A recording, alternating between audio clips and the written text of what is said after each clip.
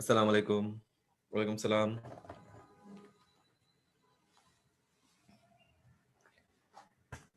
কি অবস্থা সবার?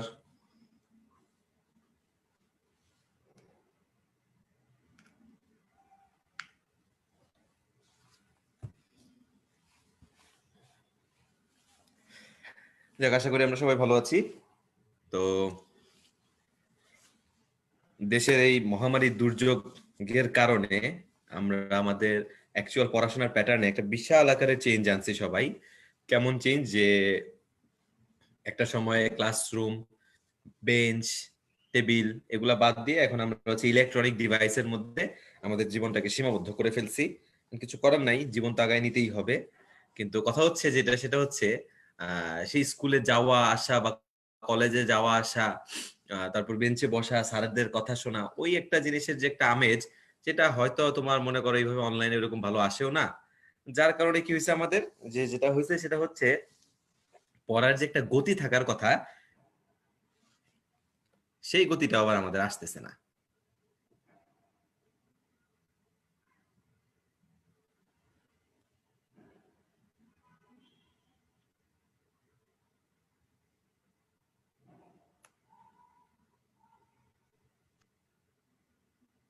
ঠিক আছে? আচ্ছা, তো আমরা তারপরও দেখি, চেষ্টা করি আমাদের পড়াটাকে তো চালাই নিতে হবে, কারণ কোনো কিছুই থেমে থাকবে না। আর যেহেতু ইন্টারমিডিয়েটে তোমরা আসো, আমি ইন্টারমিডিয়েট সেশনে আসো, এইচএসসি পরীক্ষা দিবা তোমরা, হোক আর না হোক পরের কথা, কিন্তু আলটিমেট ডেস্টিনেশন কি? পরবর্তী গ্র্যাজুয়েশন লাইফটা। এখন গ্র্যাজুয়েশনের জন্য তোমাকে যে কোনো একটা সাবজেক্ট চুজ করতে হবে। ওই যেহেতু তুমি সায়েন্স ব্যাকগ্রাউন্ডের, এবং বাংলাদেশের প্রেক্ষাপটে সায়েন্স নিয়ে পড়াশোনা করলে প্রফেশন দুইটাই, একটা হচ্ছে হয় ইঞ্জিনিয়ার হইতে হবে না ডাক্তার হইতে হবে। ইউজুয়ালি অনেকেরই অনেক স্বপ্ন থাকে, এই হব সেই হব, কিন্তু দেখা গেছে যে কালের অতল গভীরে কিভাবে কিভাবে যেন হারায় যায়, এবং কিভাবে কিভাবে যেন দেখা যায় যে তুমি ইন্টারমিডিয়েট পরীক্ষা দিছো, এবং ইন্টার পরীক্ষাটা মোটে মনে করো তুমি শেষ করে উঠতে পারো নাই। তোমার মাথায় ঢুকে গেছে যে না, আমার এখন হয় মেডিকেল ভর্তি পরীক্ষার কোচিং করা উচিত, না হয় আমার এই বুয়েটের কোচিং করা উচিত। মনে করো অনেকের সুপ্ত প্রতিভা ছিল যে সে কি হবে, একজন আর্টিস্ট হবে। বাসায় যদি বলছে আমি চারুকলায় পড়বো, মনে করো এমন ভাবে তাকাবে বাসায় তোমার মানুষ তোমার দিকে, যে পাগল নাকি, ও বলে কি, খাবে কি করে। তা না, আসলে ফ্যামিলির কথাটাও ঠিক আছে, তারা তো চিন্তা করে তার সন্তানটা যেন ভালো থাকে। ওই হিসাবেই কিন্তু আসছে যে যে তুমি হচ্ছে হয় তুমি ডাক্তার হও না ইঞ্জিনিয়ার হও। তো বেসিক্যালি যে যাই বলি না কেন, আমরা আমাদের পড়াশোনা করতে হবে। আমি যেই প্রফেশনে পরীক্ষা দিই না কেন, পড়ার তো বিকল্প নাই। না পড়ে কেউ কোনো কিছু করতে পারে না লাইফে। অনেকেই বলে আরে এগুলা তো এমনি এমনি হয়ে গেছে, ওর মতো মিথ্যাবাদী কেউ নাই। ঠিক আছে? সত্যি কথা কি, কোনো জিনিসই খুব ইজিলি আসে না। প্রতিটা জিনিসের জন্যই পরিশ্রম, কষ্ট করতে হবে। যে যত বেশি অধ্যবসায় ধরে রাখতে পারবে এবং যে যত সুন্দর মতো নিজেকে গুছায় রাখতে পারবে শুরু থেকে লাইফে, তার ভবিষ্যৎটা সুন্দর হবে। ব্যাপারটাই এইটা। ঠিক আছে? তো যে কারণে আমরা আজকে আমরা হচ্ছে এই ফেজটা তোমাদের দেখবা ৪টা রুটিন, মানে ৪ দিনের ক্লাসের রুটিন দেওয়া আছে। আমরা টোটাল এই ৪ দিনে হচ্ছে কোষ রসায়নটা আমরা শেষ করব। নরমালি আমরা যখন মনে করো একাডেমিক পারপাস না, আমরা যখন অ্যাডমিশন টেস্ট পারপাসে ক্লাস নিই, তখন আমরা একদিনেই পুরোটা শেষ করে ফেলি। যেহেতু আমাদের এখন একাডেমিক পারপাস, আমরা একটু তোমাদেরকে বোঝাবো, তারপরে হচ্ছে আমরা পড়াবো। তো সেই হিসেব করে আমাদেরকে তোমার কি করতে হবে, যেটা সেটা হচ্ছে একটু জিনিসপত্র বোঝাবো। থিওরিতে কোনটা ইম্পর্টেন্ট, থিওরিতে প্রশ্ন আসলে কিভাবে লেখা উচিত, আর এমসিকিউ তে কোন জায়গা থেকে প্রশ্ন আসে, এমসিকিউর প্রশ্ন আসলে ওই তথ্যগুলো আমাদের কিভাবে মনে রাখা উচিত, এই সমস্ত জিনিসগুলাই হচ্ছে আমি তোমাকে পড়াবো। ওকে, তাহলে আমরা আমাদের ক্লাস শুরু করি। এই হচ্ছে কোষ রসায়ন শুরু। এখন আমাদের বইয়ে দেখা গেছে টোটাল কোষ রসায়ন চ্যাপ্টারটাকে ৪টা ভাগে ভাগ করছে। ঠিক আছে? বই এখন ইচ্ছা করে ভাগ করছে কিনা তা আমি জানি না, কিন্তু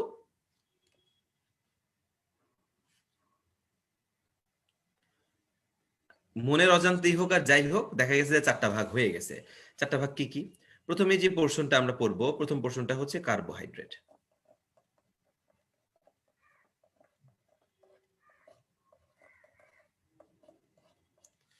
পরের পোর্শনটায় দেওয়া আছে অ্যামিনো অ্যাসিড এবং প্রোটিন। যদি দুইটা একই জিনিস ছিল, দুইটাকে এক রাখলেই পারতো, কিন্তু তারপরে ওরা দুইটাকে আলাদা টপিক লিখছে। সরি, আমি যে ইংলিশ লিখলাম, বাংলার চর্চা অনেকদিন না থাকলে মুখে বলা যায়, কিন্তু লিখতে গেলে না একটু কষ্ট হয়। এই কারণে আমি অনেক সময় বাংলাটা মানে যেগুলো ইংলিশ টার্ম ওগুলো ইংলিশ বানায় লিখে ফেলি। তো মাইন্ড করো না তোমরা, ঠিক আছে? একটু বাংলিশ টাইপেরই আমি আর কি। আচ্ছা, আর তারপরে যেটা আসতেছে সেটা হচ্ছে তৃতীয় পার্টটা হচ্ছে তোমার লিপিড, এবং একদম লাস্ট পার্টটা যেটা সেটা হচ্ছে এনজাইম। ঠিক আছে, এই 4টা ভাগে ভাগ করা হয়েছে আমাদের ক্লাসটাকে। এখন তুমি যদি আসো থিওরির ব্যাপারে, প্রতিটা জায়গা থেকেই থিওরি তোমাকে প্রশ্ন করতে পারবে। অ্যামিনো অ্যাসিড থেকে এত বড় থিওরি করতে পারবে না, প্রোটিন থেকে হচ্ছে বড় থিওরির প্রশ্ন করতে পারবে। আবার প্রতিটা মানে এই একটা চ্যাপ্টার, যে এক চ্যাপ্টার থেকে চাইলে পুরো এক সেট প্রশ্ন করা সম্ভব। মানে কি, তুমি দেখবে ইন্টার পরীক্ষায় কিন্তু ইউজুয়ালি এক অধ্যায় থেকে একটা প্রশ্ন, পুরো প্রশ্ন হয় না। মানে ক কোনো অন্য জায়গা থেকে দেয়, খ আরেক জায়গা থেকে দেয়, গ আর ঘ হচ্ছে এক জায়গা থেকে দেয়। ঠিক আছে, ম্যাক্সিমাম এরকমই হয়। কিন্তু এইটা একটা চ্যাপ্টার, যে চ্যাপ্টারে ক খ গ ঘ 4টা একসাথে মিলাই তোমাদের হচ্ছে সৃজনশীল প্রশ্ন করতে পারে। কেন? কারণ তথ্যের তো কোনো শেষ নাই। ঠিক আছে, এই কারণে যেহেতু চ্যাপ্টারটা একটু বড়, ভাস্ট, ইনফরমেশন অনেক এবং অনেক প্রশ্ন আসার সম্ভাবনা আছে, সেই কারণেই হচ্ছে আমরা এটাকে এরকম 4টা ভাগ করছি। এবং সোললি আমরা যেদিন পড়বো শুধু কার্বোহাইড্রেট, যেদিন পড়বো শুধু অ্যামিনো অ্যাসিড প্রোটিন, যেদিন পড়বো শুধু লিপিড, এবং যেদিন শেষ করবো সেদিন আমরা এনজাইম দিয়ে শেষ করবো। আমাদের পড়াটা হচ্ছে এরকম। এরপর আসি আমরা যেটা, সেটা হচ্ছে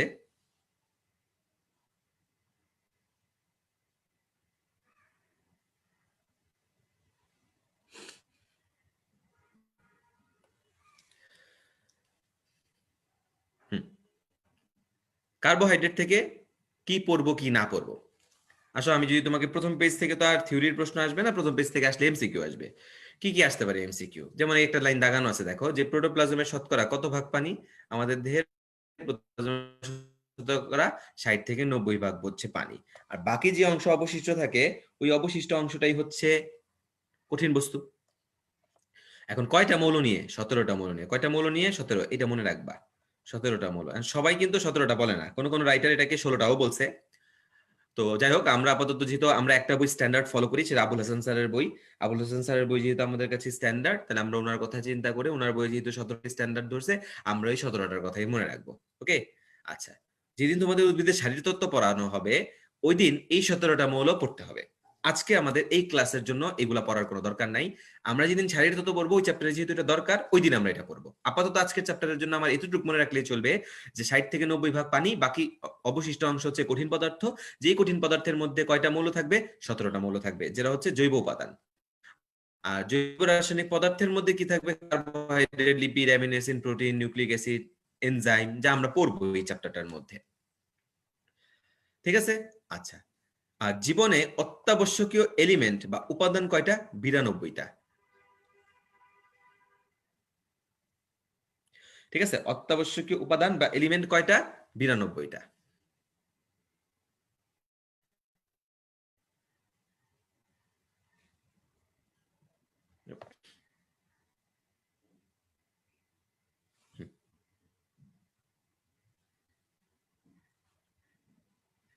ঠিক আছে, আসি আমরা।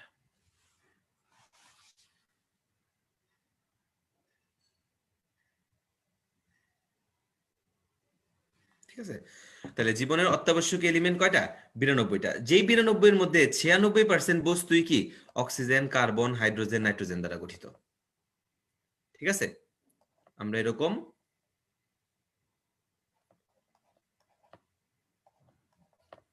CHON, ঠিক আছে, কন, চন, যা উচ্চারণ করো সমস্যা নাই। তাহলে কার্বন, হাইড্রোজেন, অক্সিজেন, নাইট্রোজেন, এই তিনটা সমন্বয়ে গঠিত হচ্ছে এই যে 96%। মানে এলিমেন্ট 92টা এলিমেন্টের মধ্যে 96%ই কভার করতেছে মাত্র এরা 4জন মিলে। অন্যান্য এলিমেন্টের মধ্যে কে থাকতেছে? ওই যে calcium, phosphorus, potassium, sulphur, sodium, chloride, magnesium, এগুলো অল্প পরিমাণে থাকে। এগুলো এত নাম আছে, এগুলো লেস ইম্পর্টেন্ট, মনে রাখবা না। যেটা মেজর পোর্শন হিসেবে আছে এবং সংখ্যায় সহজ মনে রাখাটা, সেটাই আমরা করবো। তাহলে চন 96%, কয়টা এলিমেন্টের মধ্যে? 92টা এলিমেন্টের মধ্যে। ওকে, আচ্ছা এখন অণু কি পরমাণু কি এই জিনিসগুলো আমরা রসায়ন চ্যাপ্টারে পড়ছি এবং আমরা জানি। এখানে আমি অ্যাটম বা পরমাণুর সংজ্ঞা তোমারে পড়াবো না। এই যে আমি যে লাইনটা বলছিলাম এটা আমি তোমাকে লিখে দিচ্ছি দেখো, যে জীব দেহে জৈব বস্তু অজৈব পদার্থ যতগুলা তাকে বিশ্লেষণ করলে প্রধানত 17টা মৌল পাওয়া যায়, কারো কারো মতে 16টা, কারণ তারা কোনটাকে বাদ দেয়, মলিবডেনাম বাদ দেয়। ঠিক আছে,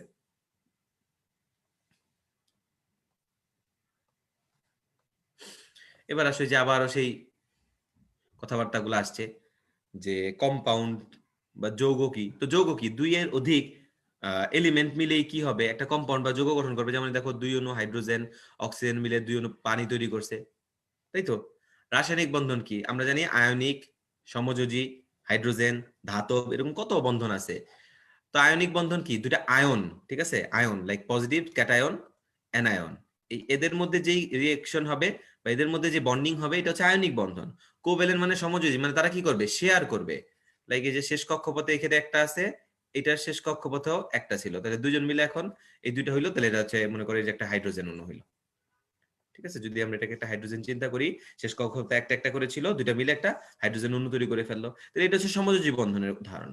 হাইড্রোজেন বন্ড কোনটা, হাইড্রোজেন বন্ড হচ্ছে মনে করো যে পানির যে এই যে দেখো, ঠিক আছে, পানির অনেক, এটা তো একটা পুরা পানি, এই যে এখানে আরেকটা পানি, এই পাশাপাশি পানির অণুগুলা পরস্পর কোন বন্ধনী দ্বারা যুক্ত থাকবে, হাইড্রোজেন বন্ধনী। আবার বোটানির উদাহরণ দিয়ে যদি আমি তোমাকে পড়াই, আমরা রেপ্লিকেশন ট্রান্সক্রিপশন ট্রান্সলেশন যখন যেদিন পড়বো সেদিন থেকে ওইখানে পড়বা কি যে অ্যাডেনিনের সাথে থায়ামিন যুক্ত হয়, সাইটোসিলের সাথে গুয়ানিন যুক্ত হয়, এদের মাঝখানের যে বন্ডিং গুলা, এই বন্ডিং গুলা হচ্ছে হাইড্রোজেন বন্ড। এদের মাঝখানে বন্ডিং গুলা কোন বন্ড, হাইড্রোজেন বন্ড।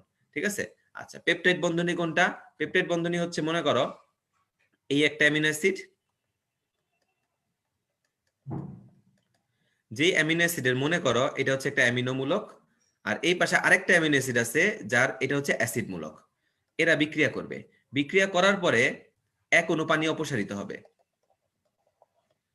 হইলে পরে কি অবশিষ্ট থাকে, কার্বন থাকে একটা, অক্সিজেন থাকে একটা, নাইট্রোজেন থাকে একটা, হাইড্রোজেন থাকে একটা, এটা হচ্ছে পেপটাইড বন্ধনী।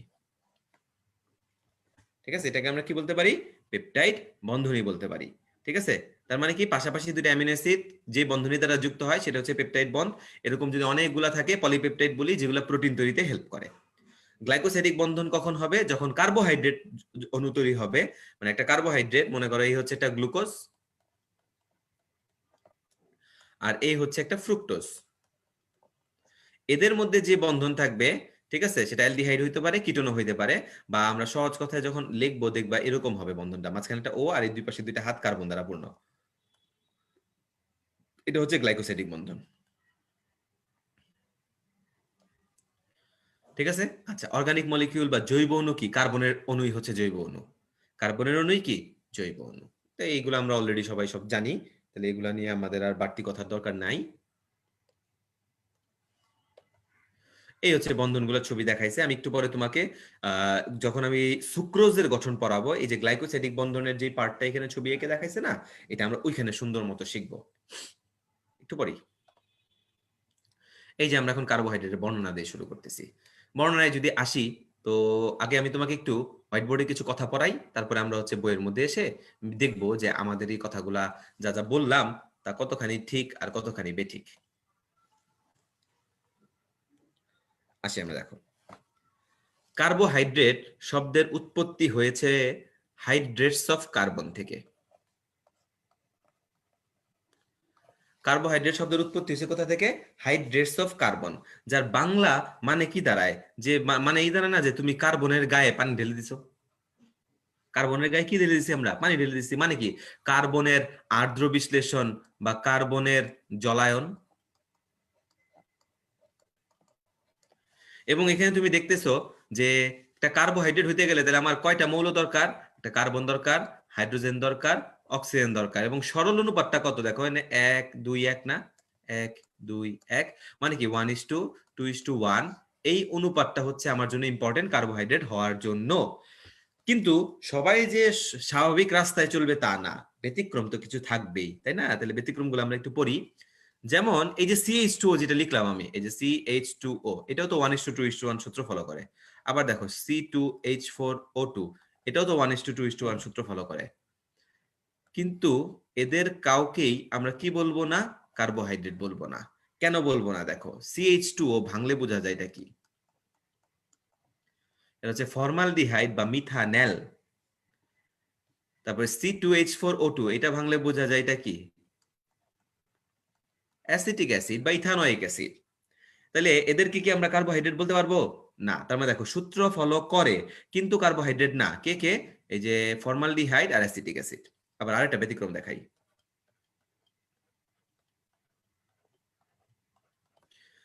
এটা হচ্ছে চিনি বা সুক্রোজের সংকেত C12H22O11।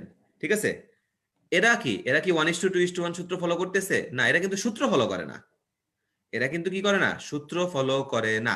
কিন্তু এরা কার্বোহাইড্রেট, কিন্তু এরা কি কার্বোহাইড্রেট, মনে রাখবা। সূত্র ফলো করে না কিন্তু কার্বোহাইড্রেট কে, চিনি বা সুক্রোজ। সূত্র ফলো করে কিন্তু কার্বোহাইড্রেট না, কে, এই ফর্মালডিহাইড আর এটাকে অ্যাসিটিক অ্যাসিড। তাহলে মনে রাখতে হবে কিন্তু যে সূত্র ফলো 1:2:1 ফলো করলেই কার্বোহাইড্রেট এমনও না, আবার 1:2:1 ফলো করে না তার মানে না যে কার্বোহাইড্রেট না, এটাও বলা যাবে না। ক্লিয়ার? তাহলে আমরা বুঝলাম তো কোনটা কার্বোহাইড্রেট কি না কি। আচ্ছা, তার মানে কার্বোহাইড্রেটটা আসলে কি, কার্বোহাইড্রেটটা হচ্ছে পলিহাইড্রোক্সি অ্যালকোহল বা পলিহাইড্রোক্সি অ্যালডিহাইড কিটোন। মানে কি, মনে করো এই হচ্ছে অ্যালডিহাইড মূলক, এই হচ্ছে কিটোন মূলক। ঠিক আছে, এদেরকে জলীয় দ্রবণে দ্রবীভূত করার পরে তুমি যেটা পাবা সেটাই হচ্ছে কার্বোহাইড্রেট, যেটা পাবা সেটাই কি কার্বোহাইড্রেট। ওকে, আচ্ছা। তাহলে এতটুকু আমরা সেভ করে ছবি তুলে রাখি। আমি পরে তোমাদের লেকচার ক্লাস যখন আপলোড দিবে, আমি এটার সাথে সাথে তোমার এই হোয়াইট বোর্ডে যা যা পড়াবো এগুলো আপলোড দিয়ে দিব।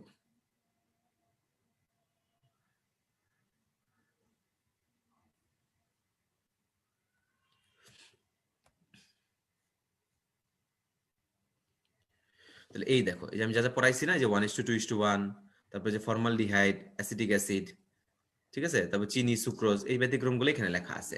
এই সংজ্ঞা দেওয়া আছে, অ্যালডিহাইড কিটোন জাতীয় যৌগ কতগুলা হাইড্রোক্সিল গ্রুপ থাকে, বা যাদের আর্দ্র বিশ্লেষিত করলে হাইড্রোক্সিল গ্রুপ যুক্ত অ্যালডিহাইড কিটোন পাওয়া যায় তাদেরকে কি বলে, কার্বোহাইড্রেট বলে। তাহলে এটা কোথা থেকে আসছে, হাইড্রেটস অফ কার্বন থেকে আসছে। ঠিক আছে, আচ্ছা। তারপরে যে এখানে আসো, যেটা সেটা হচ্ছে, এটা একটা এমসিকিউর জন্য ইম্পর্টেন্ট লাইন। অধিকাংশ উদ্ভিদের শুকনা ওজনের কত ভাগ কার্বোহাইড্রেট, 50 থেকে 80 ভাগ। কত ভাগ কার্বোহাইড্রেট, 50 থেকে 80 ভাগ। আর কত ভাগ পানি, লেখো সবাই, কত ভাগ পানি, একটু আগে পড়ছি আমরা, দেখি কমেন্ট সেকশনে লেখো সবাই।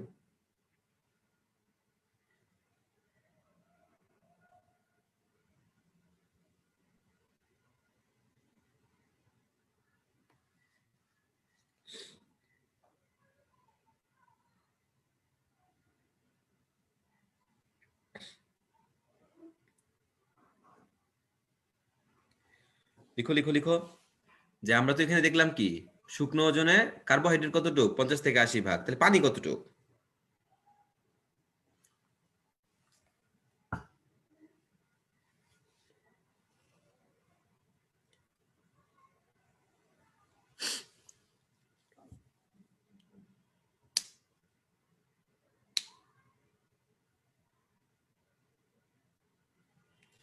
এই যে মাত্র কিন্তু আমরা পড়ছি পানির পরিমাণ কত, না 20 থেকে 40 না তো, এটা তুমি এভাবে হিসাব করলে হবে না। মাত্র পড়ে আসছো না যে পানির পরিমাণ তো আমাদের দেহে ফিক্স 60 থেকে 90। আর অধিকাংশ উদ্ভিদের শুকনো ওজনের বলছে কার্বোহাইড্রেট 50 থেকে 80 ভাগ, ওইটা আরেক জিনিস, পানির ব্যাপার আরেক জিনিস। ঠিক আছে, মাথায় রেখো কিন্তু। পানি বললে অ্যান্সার 60 থেকে 90, আর শুকনো ওজনের কার্বোহাইড্রেট বললে অ্যান্সার কত দিব আমরা, 50 থেকে 80।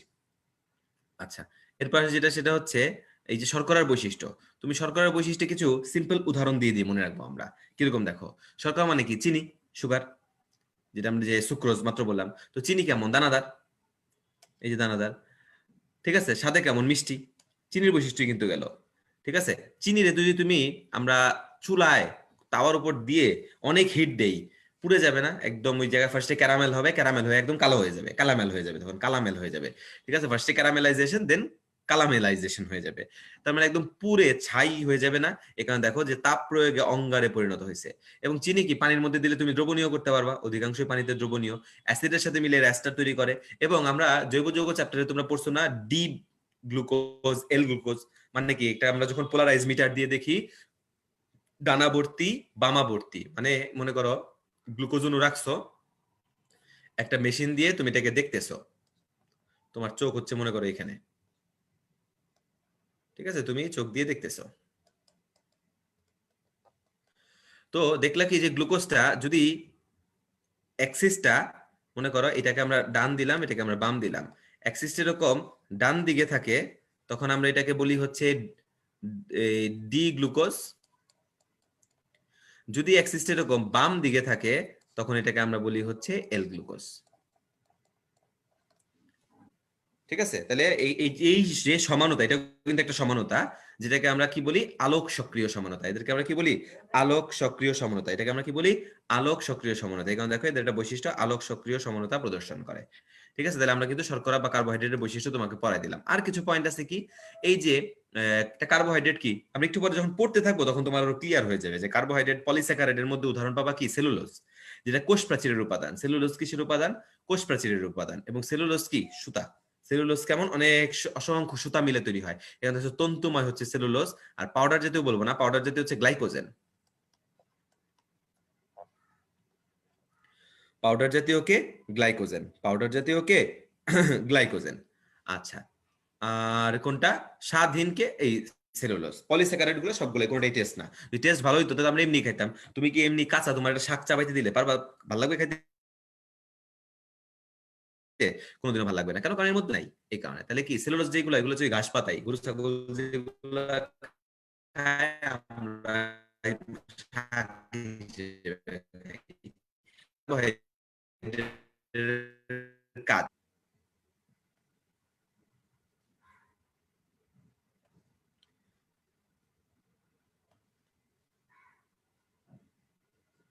এক মিনিট দাও।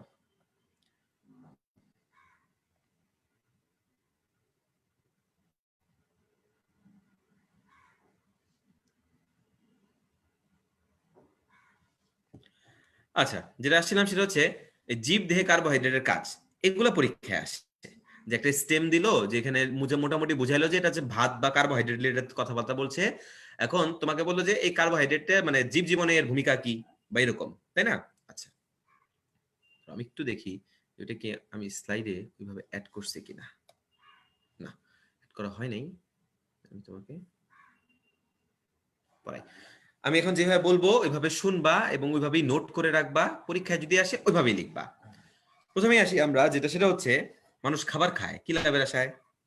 শক্তি লাভের আশায়। ঠিক আছে, মানুষ খাবার খায় কি লাভের আশায়? শক্তি লাভের আশায়। এ কারণে মনে রাখবা 1 নম্বর পয়েন্ট, এটা কি শক্তির উৎস। সেটা শুধু কার্বোহাইড্রেট হবে তা না, এই দুনিয়ায় মানুষ যে কোনো খাবারই খায় কি লাভের আশায়? শক্তি। সেটা তাহলে প্রোটিন হোক, ফ্যাট হোক, আর তোমার কার্বোহাইড্রেট হোক, সবই কিসের উৎস? শক্তির উৎস। ওকে, আচ্ছা, এরপর তুমি কি মনে রাখবা? এরপর মনে রাখবো যেটা সেটা হচ্ছে কার্বোহাইড্রেট উদ্ভিদের এমন কিছু ইম্পর্টেন্ট জিনিস তৈরি করে যেগুলো দিয়ে আমার এই পুরো পয়েন্ট পড়া হয়ে যাবে। যেমন আমি একটু আগে তোমাকে বলছি কার্বোহাইড্রেট কি তৈরি করে? কোষ প্রাচীর তৈরি করে। তা তুমি একটা পয়েন্ট বানাইলা যে কোষ প্রাচীর তৈরি করে সেলুলোজ। এরপর তুমি আবার কোষ প্রাচীর দিয়ে দেখো আরো কতগুলো পয়েন্ট আমি টানি। কোষ প্রাচীরের জন্য পরে তুমি পয়েন্ট আনবা, যেটা সেটা হচ্ছে কোষ প্রাচীর উদ্ভিদে কি প্রদান করে? দৃঢ়তা প্রদান করে। এটা একটা পয়েন্ট। কোষ প্রাচীর উদ্ভিদে কি প্রদান করে? কাঠামো দান করে। ঠিক আছে, মনে থাকবে তো? আচ্ছা, গেল তোমার দেখো এক কোষ প্রাচীর দিয়ে আমরা এই 3টা পাঠাই দিলাম। আবার এখন আসো, এই কোষ প্রাচীরের প্রধান উপাদান কি? কোষ প্রাচীরের প্রধান উপাদান হচ্ছে সেলুলোজ, হেমিসেলুলোজ। ঠিক আছে, এটা মনে রাখো। আচ্ছা, এখন আসি যেটা সেটা হচ্ছে উদ্ভিদ দেহে সঞ্চিত খাদ্য হিসেবে পাওয়া যায়। তাহলে সঞ্চিত খাদ্য হিসেবে পাওয়া যায় কেমন? যে শৈবালের সঞ্চিত খাদ্য হচ্ছে স্টার্চ, ছত্রাকের সঞ্চিত খাদ্য হচ্ছে গ্লাইকোজেন। তাহলে সঞ্চিত খাদ্য হিসেবে আমরা কার্বোহাইড্রেটকে পাইতে পারি। আচ্ছা, তারপরে যেদিন শারীরিক তত্ত্ব চ্যাপ্টার আমরা পড়বো ওই দিন দেখবো এখানে আমরা ক্যালভিন চক্র, আই মিন C3 চক্র, C4 চক্র এগুলা পড়বো। তো দেখবো যে C3 চক্রের মধ্যে লেখা আছে যে কার্বন ডাই অক্সাইডের প্রথম গ্রহিতা। কার্বন ডাই অক্সাইডের গ্রহিতা নাম হচ্ছে রাইবুলোজ 1,5-বিসফসফেট। নাম কি? রাইবুলোজ 1,5-বিসফসফেট, এভাবে লেখা আছে RUBP।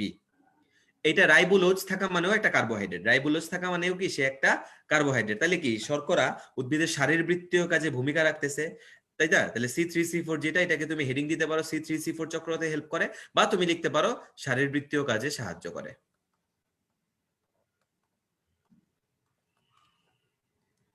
ঠিক আছে, আচ্ছা, তারপরে আমরা কি মনে রাখতে পারি সেটা হচ্ছে এই যে আমরা কিছু কোএনজাইম পাবো। যে আগে লিখি কোএনজাইম, লাইক মনে করো এটিপি বলি, এনএডিপি বলি, এফএমএন, এফএডিপি বলি, এই সবগুলা তৈরির জন্য আমার কার্বোহাইড্রেট লাগবে। ঠিক আছে, সবগুলা তৈরির জন্য আমার কি লাগবে? কার্বোহাইড্রেট লাগবে। কেন কার্বোহাইড্রেট লাগবে দেখো, এটিপি কথাটা আসছে কোত্থেকে? এটিপি অ্যাডেনিন থেকে আসছে। ঠিক আছে, কারণ অ্যাডিনোসাইন ট্রাইফসফেট, এই অ্যাডেনিন অ্যাডিনোসিন এটা কি আমাদের ওই যে ডিএনএ আরএনএ এর গঠনের মধ্যে পাবো আমরা। এগুলা কি নিউক্লিক অ্যাসিড থেকে আসছে না? এই নিউক্লিক অ্যাসিডের গঠনের একটা উপাদান কি? Pentose sugar. নিউক্লিক অ্যাসিডের গঠনের একটা উপাদান কি? Pentose sugar. তার মানে পেন্টোজ সুগার গুলা কিন্তু এদের একটা পার্ট। এই কারণে কোএনজাইম তৈরিতেও কি দরকার পড়তেছে? আমাদের শর্করা দরকার পড়তেছে। ঠিক আছে, আচ্ছা তারপরে আসো, আমরা যখন ভাত খাই তখন কি আমরা খালি ভাত খাই? না, আমরা তো সাথে কি অবশ্যই একটা প্রোটিন নেই, যেটা কাঁচা খাই না, রান্না করে খাই। কিসের মধ্যে? তেলের মধ্যে। তার মানে আমরা যখন আসলে খাই, আমরা একবারে 3 প্রকার খাবারই খাই। কার্বোহাইড্রেটও খাই, প্রোটিনও খাই, ফ্যাটও খাই। তো কার্বোহাইড্রেট যখন ভাঙে সেটা গ্লুকোজ হিসেবে অ্যাবজর্ব হয়। প্রোটিন যখন ভাঙে সেটা অ্যামিনো অ্যাসিড হিসেবে অ্যাবজর্ব হয়। লিপিড যখন ভাঙে ওটা কি? ফ্যাটি অ্যাসিড হিসেবে অ্যাবজর্ব হয়। তার মানে তুমি এখানে চাইলে লিখতে পারো যে অ্যামিনো অ্যাসিড বিপাক, আরেকটা পয়েন্ট লিখতে পারো ফ্যাটি অ্যাসিড বিপাক। দুইটাকে একসাথে লিখতে পারো, আলাদাও লিখতে পারো, তোমার কাজ হচ্ছে পয়েন্ট বাড়ানো। আমি তো এভাবে স্টার দিয়ে গেছি, তুমি 1 2 3 4 5 6 7 8 এইভাবে লিখবা। ঠিক আছে, আচ্ছা। আর আরেকটা ইম্পর্টেন্ট পয়েন্ট বলি, যেটা হচ্ছে উদ্ভিদের সাথে মিলবে না, সেটা হচ্ছে মনে করো আমাদের যে অস্থি সন্ধি গুলো আছে, তোমাদের 9 10 এর বই ছিল, মনে করো যে হাঁটুর যদি অস্থি সন্ধিটা আমি আঁকি, এই অস্থি সন্ধিগুলোকে আমরা কি অস্থি সন্ধি বলি? সাইনোভিয়াল অস্থি সন্ধি। এই যে একটা অস্থি, এটা আরেকটা অস্থি, এই হচ্ছে সাইনোভিয়াল মেমব্রেন, এই যে হচ্ছে পার্টিশন একটা, এখানে কি থাকে? Synovial fluid. ঠিক আছে, সাইনোভিয়াল ফ্লুইড। এই সাইনোভিয়াল ফ্লুইডের কাজ কি? এরা কুশনের মতো কাজ করে। কিসের মতো কাজ করে? কুশন মানে কি? Shock absorber. তুমি যদি খুব জোরে নিচে পড়ো, সোজা দাঁড়ায় যাও, তাও কিন্তু তোমার দুইটা বোনস কখনো সরাসরি ফ্রিকশনে আসে না। কারণ মনে রাখবে, আমাদের বোনস যখন সরাসরি ফ্রিকশনে চলে আসে তখন এক্সট্রিম পেইন হয়। ঠিক আছে, এক্সট্রিম। ওই পেইনের হাত থেকে বাঁচানোর জন্যই আমাদের সৃষ্টিকর্তা করছে কি, এই যে জয়েন্ট ক্যাপসুলের মধ্যে সাইনোভিয়াল ফ্লুইড দিছে, যেটা হচ্ছে গ্রিজিং উপাদান, মানে পিচ্ছিল কারক, লুব্রিকেন্ট হিসেবে কাজ করে। এই উপাদানটার নাম হচ্ছে গ্যাগস। উপাদানটার নাম কি? গ্যাক্স। পূর্ণরূপ হচ্ছে গ্লাইকোজ অ্যামিনো গ্লাইকেন। পূর্ণরূপ কি? গ্লাইকোজ অ্যামিনো গ্লাইকেন, যেটা কিনা আলটিমেটলি লুব্রিকেন্ট হিসেবে কাজ করতেছে। তাহলে কি গ্লাইকোজ শব্দটা আছে মানে কি? গ্লুকোজ, গ্লাইকোজ, দ্যাট মিনস এটাও কার্বোহাইড্রেট। এখানে দেখো তোমার বই লেখা আছে প্রাণী দেহে হাড়ের সন্ধিস্থলে লুব্রিকেন্ট হিসেবে পাওয়া যায়। তাই তুমি এটা একটা পয়েন্ট দিতে পারো যে লুব্রিকেন্ট হিসেবে হাড়ের সন্ধিস্থলে। দেখো, তুমি তোমার বইয়ের কয়টা পয়েন্ট লেখা আছে, এগুলো তুমি গদ বাঁধা 1 2 3 4 করে লিখে গেলে যতটুকু নাম্বার পাইতা। আমি তোমাকে প্রতিটার জন্য কি করছি, একটা একটা করে হেডিং দিছি। তুমি এই সেম কথাই এই হেডিং দিয়ে যদি লেখো, তাহলে আমি গ্যারান্টি দিলাম তুমি এর চেয়ে বেশি নাম্বার পাবা। কেন? কারণ টিচাররা কিন্তু দেখে যে তুমি কতটুকু সামারি করে সুন্দর করে লিখলা। এবং বায়োলজিতে অবশ্যই সবসময় প্রেফারেন্স পায় কাদের? খাতা, যাদের খাতা একটু গোছানো, একটু পরিষ্কার, সুন্দর। তো আমরা যখন কিছু পারি আর না পারি, হেডিং করি, হেডিংটাকে কিন্তু অ্যাটলিস্ট অন্য কালির কলম দিয়ে লিখি, হয় নীল কালি দিয়ে লিখি, না তাও যদি না পারি অ্যাটলিস্ট নীল কালি দিয়ে দাগ দেই। ঠিক আছে, ওইটাই হচ্ছে টিচারকে বুঝাই দেওয়া, দেখেন দেখেন আমি কিন্তু পারি, পয়েন্ট গুলা সুন্দর মতো লিখছি, এগুলো দেখি নাম্বার দিয়ে দেন। এই কারণে যখন এরকম গদ বাঁধা লাইন থাকবে, সবসময় চেষ্টা করবো আমরা এটাকে পয়েন্ট আকারে বা হেডিং দিয়ে লিখতে পারলে আমাদের জন্য ভালো। ঠিক আছে, আচ্ছা তাহলে এই গেল হচ্ছে আমাদের এই যে তোমার জীব দেহে কার্বোহাইড্রেটের কাজ। এই কার্বোহাইড্রেটের কাজটা আমি তোমাকে কি করলাম, এরকম পয়েন্ট আকারে করে দিলাম। ওকে, আচ্ছা তাহলে আমরা পরের স্লাইডে যাই।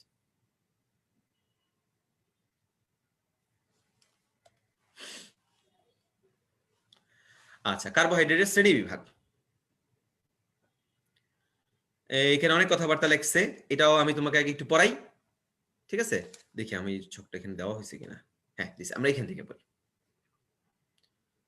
আমি এই ছকটার মধ্যে আমি আরো কিছু জিনিসপত্র লিখবো, এগুলোও তুমি একটু মনে রাখবা। তো কার্বোহাইড্রেটকে কার্বনের সংখ্যা, বন্ধন সবকিছুর উপর, মানে রাসায়নিক গঠনের উপর ভিত্তি করে ভাগ করছে, স্বাদের উপর ভিত্তি করে ভাগ করছে, বিজারণ ক্ষমতার উপর ভিত্তি করেও ভাগ করছে। ঠিক আছে, আমি কিন্তু অনেকগুলো কথা বলছি। আমি কি বললাম? 3টা ধর্মের ভিত্তিতে ভাগ করা হয়েছে কার্বোহাইড্রেটকে। কি কি? প্রথমে আমরা ভাগ করছি স্বাদের ভিত্তিতে।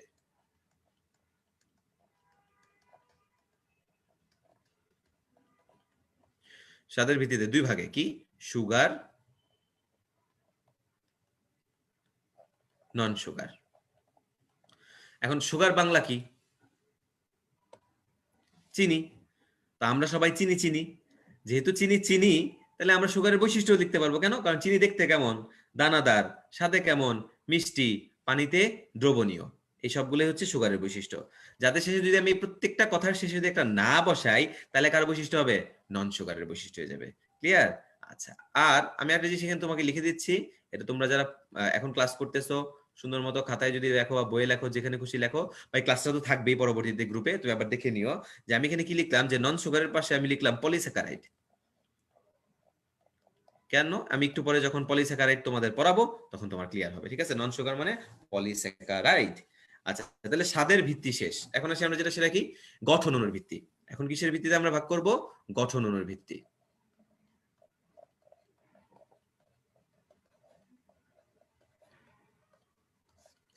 গঠন অণুর ভিত্তিতে 4 ভাগে ভাগ করছে: মনোস্যাকারাইড, ডাইস্যাকারাইড, অলিগোস্যাকারাইড, পলিস্যাকারাইড। আর আমরা এটা কিভাবে চিনবো?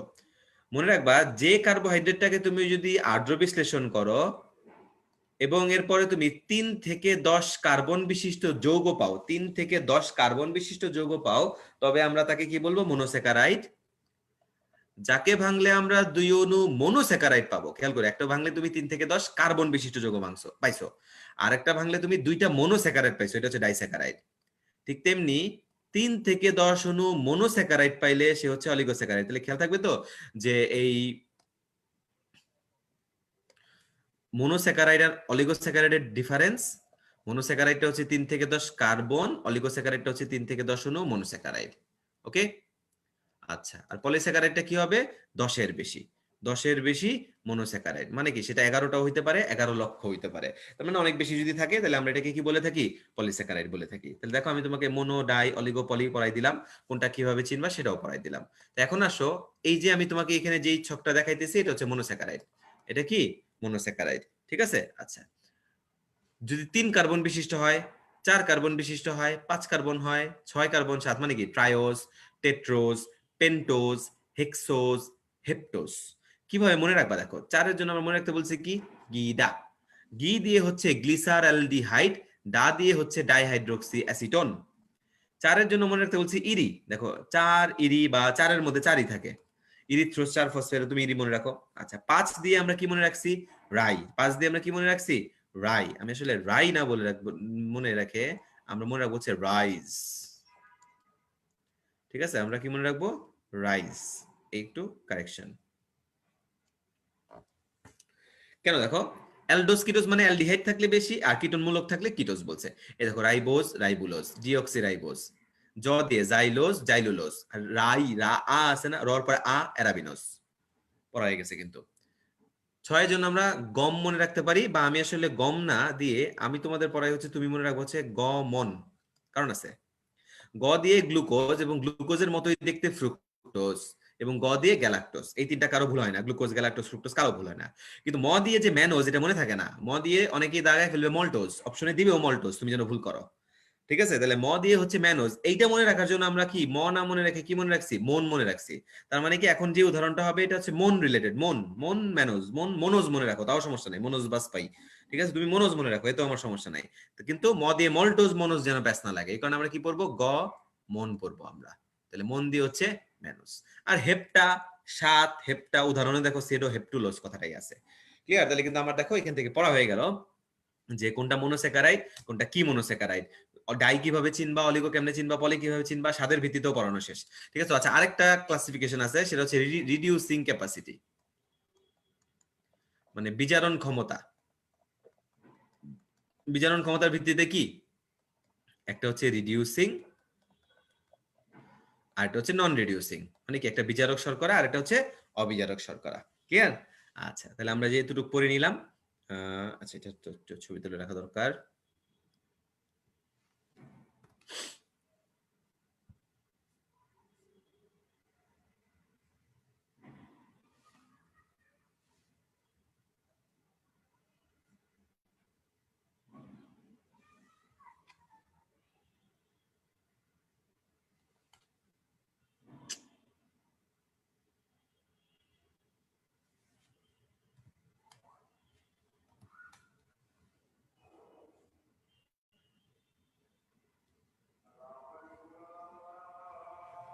আচ্ছা, এটা আজানটা শেষ হোক, আমরা তারপরে বলছি।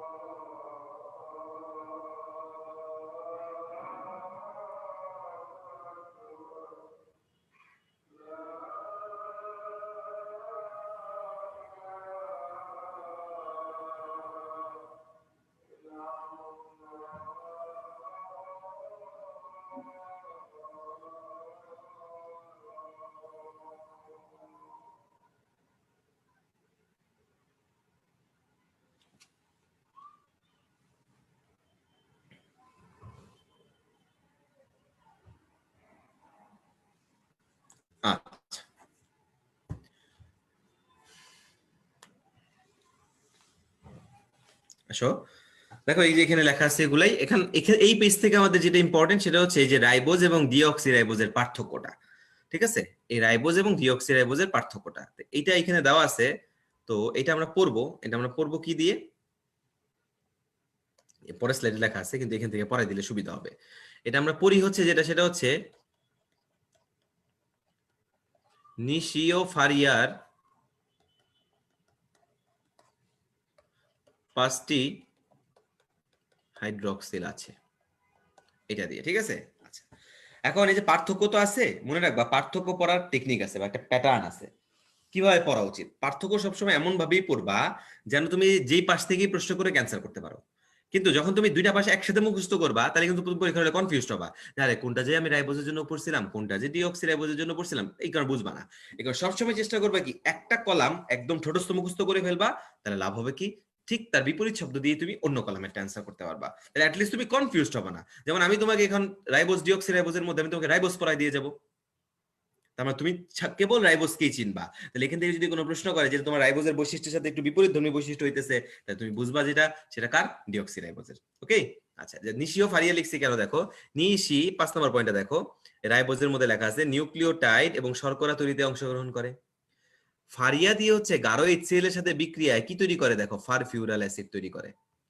5টি হচ্ছে যেহেতু দেখো রাই শব্দটা আছে তাহলে কি 5 কার্বন বিশিষ্ট না, তাহলে আণবিক গঠনে 1:2:1 সূত্র যদি চিন্তা করো, 5টা কার্বন থাকলে অক্সিজেনও কয়টা থাকবে, 5টা।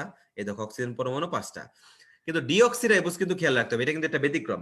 ডিঅক্সিরাইবোজ মানে ডিঅক্সি মানে একটা অক্সিজেন কম, ডিঅক্সি মানে একটা অক্সিজেন কম, কয় নম্বরে কম, 2 নম্বরে কম, মনে জানা থাকে। তাহলে এখানে কয়টা থাকবে, 4টা অক্সিজেন থাকে কিন্তু, তাহলে এটা একটা ব্যতিক্রম পয়েন্ট। এবং হাইড্রোক্সিল আছে মানে হচ্ছে 2 নাম্বার কার্বনে রাইবোজ শর্করার কি আছে, হাইড্রোক্সিল আছে। 2 নাম্বার কার্বনে রাইবোজ শর্করার কি আছে, হাইড্রোক্সিল আছে। কিন্তু ডিঅক্সিরাইবোজ আমি কি বলছি, অক্সিজেন কম, কত নম্বরে, 2 নম্বরে। তাই 2 নম্বরে যদি অক্সিজেন কম থাকে তাহলে কি তার হাইড্রোক্সিল থাকবে না, তার কিন্তু হাইড্রোক্সিল থাকবে না, তার কেবল কি থাকবে এখানে, হাইড্রোজেন থাকবে। ওকে, আচ্ছা আর তুমি জানো রাইবোজ মানে আরএনএ তৈরি করবে, রাইবোজ মানে ডিএনএ তৈরি করবে। সিম্পল কথা, দেখছো? তাহলে আমি কিন্তু তোমাকে এই ছকটা পড়াই ফেললাম, এই যে দেওয়া আছে কোন, এইটা কিভাবে মনে রাখবা। এখন আসছে দেখো গ্লুকোজ।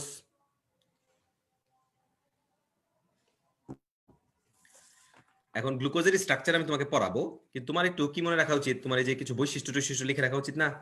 আচ্ছা তাহলে আমি তোমাকে একটা জিনিস নোট বানাই দিই, এটা আমি তো হোয়াইট বোর্ডে লিখি। আমরা হচ্ছে টোটাল যে কয়টা কার্বোহাইড্রেট পড়বো এখানে ইম্পর্টেন্ট, এই কার্বোহাইড্রেট গুলোর মধ্যে কিছু কমন বৈশিষ্ট্য আছে, ওই বৈশিষ্ট্যগুলো হচ্ছে আমরা এক জায়গায় করে রাখবো। ঠিক আছে, কার কার বৈশিষ্ট্য আছে আগে আমি তোমার সেটা লেখি। আমরা পড়বো হচ্ছে তোমার গ্লুকোজ, সুক্রোজ, গ্লাইকোজেন, ও ফ্রুক্টোজটা বাদ পড়ছে, ফ্রুক্টোজ, স্টার্চ,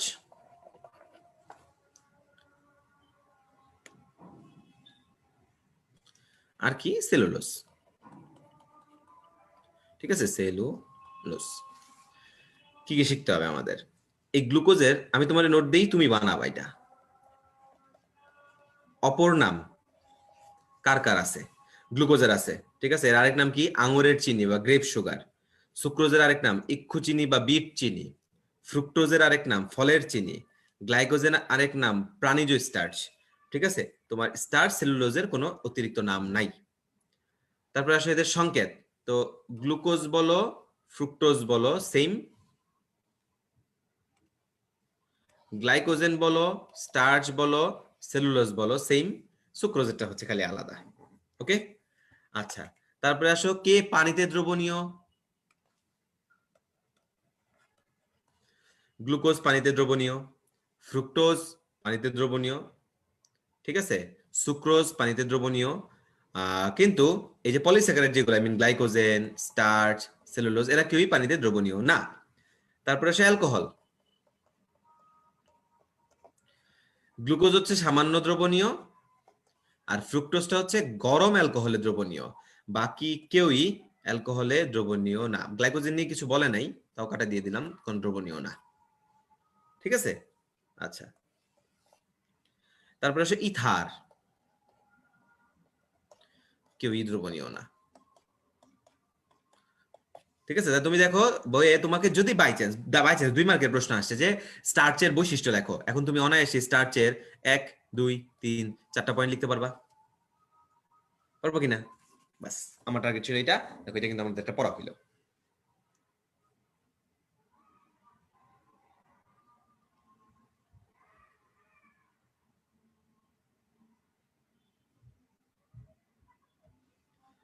আচ্ছা, এরপর আসি আমরা যেটা, সেটা হচ্ছে এখানে দেখো তোমার বইয়ে যে গ্লুকোজের ব্যবহার দিছে, খেয়াল করছো? আচ্ছা, এখন এই ব্যবহার তো পড়তে হবে, তাই না? গ্লুকোজের ব্যবহার মনে রাখার জন্য আমরা মনে রাখি হচ্ছে ফক্স। কি মনে রাখি আমরা? ফক্স। আমি যেগুলো বলি এগুলো একটু মনে রাখো। ফ দিয়ে হচ্ছে যে ফল সংরক্ষণ, ঠিক আছে? ক দিয়ে হচ্ছে ক্যালসিয়াম গ্লুকোনেট, স দিয়ে হচ্ছে সরবিটাল, স দিয়ে ভিটামিন সি। ফল সংরক্ষণ, calcium gluconate, vitamin C, sorbitol. আবার ক দিয়ে কার্বোহাইড্রেট বিভাগে গুরুত্বপূর্ণ ভূমিকা পালন করে। আর এতটুকু তুমি ছোটকাল থেকে জেনে আসছো যে আমরা রোগীদের কি দেই, গ্লুকোজ দিই না, তাহলে রোগীর পথ্য হিসেবে এটা কাজ করে। এটা আসলে আমার রেগুলার কাজের মধ্যে আলাদা করে পড়ার কিছু নাই। তাহলে আমরা টোটাল গ্লুকোজের কাজ মনে রাখবো কি দিয়ে? ফক্স দিয়ে। এখন আসো গ্লুকোজের স্ট্রাকচার, অনেক ইম্পর্টেন্ট, ঠিক আছে? ভালো মতো শুনবা। আমি আগে রিংটা দেখাই, তারপরে তোমাকে রেগুলারটা দেখাবো। এই যে রিং স্ট্রাকচারটা আমি আঁকি, দেখো এখানে।